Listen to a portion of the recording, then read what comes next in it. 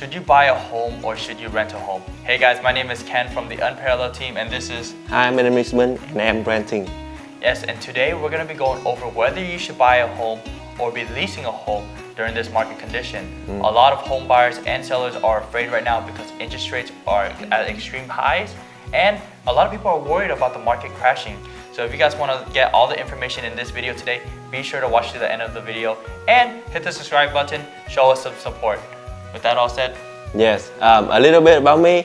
I'm Min and I have been living in Houston for 6 years, and for the whole 6 years, I've been renting. So the reason why I cannot buy a house because I think the first reason is I don't have money. You know, I don't have money to down. I'm not sure that I have money to payment for every month. Down payment, right? Yeah, down payment. Yes. And then the second reason is my credit score is kind of like around 650, something around that. So I don't think that I can qualify for a loan or for something like that. And the third reason is I don't know where to start.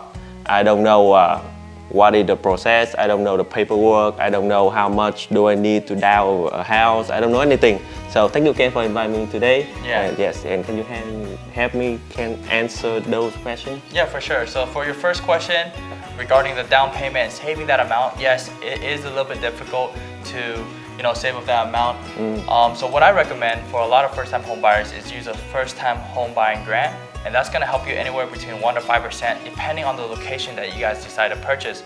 On top of that, when you write an offer, you can also ask the seller to help pay for your closing costs. When you buy a home, it's going to come with some fees, so you got to keep that in mind. So having a really experienced agent can help you guys out with that. As for your second question for credit score, you said that you're around 650. That's actually way above the amount that you need to purchase a home. So the minimum would be a 580 with an FHA loan. Of course, this is subject to change, so be sure to contact a loan officer to make sure that you guys qualify.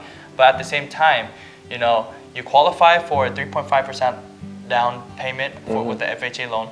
Right, we can get that through the first-time home buying grant. And if you buy a new home with a new construction, then they could potentially pay for all your closing costs as well.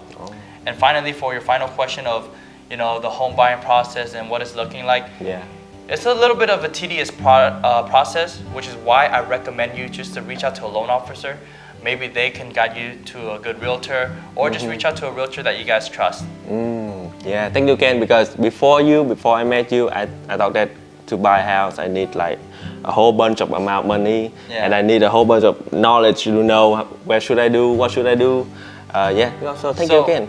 Just another thing to interject real quick, a lot of home buyers, home sellers are worried because of the high interest rates. And typically with the credit score, I'm kind of backtracking, but the credit score, the lower your credit score, the higher your interest rate is going to be. So, even though you're purchasing at a high interest rate, when interest rate does go down next year, and it's predicted that it's going to go down next year, and if it does, you can always refinance. During that time frame, you can do something called credit repair, and your credit's going to improve. And your financial situation might not be the same as what it is now to then. Right now I'm renting. I have so many advantages while I'm renting. Like first, it's cheap. I don't have to pay tax. I don't have to pay HOA, and it's stress-free because I don't have to worry about maintenance. My house, the roof, taxes, everything. So basically, when I'm renting, I like just paying their money and staying at home. It's just like I'm buying a home. So why should I buy a home? Yeah, I mean, in the long run, if you guys do the math, Min said that he's been renting for 6 years now, and let's just say his rent anywhere between $1,500 to $1,900. That's over $100,000 that you just gave to the landlord.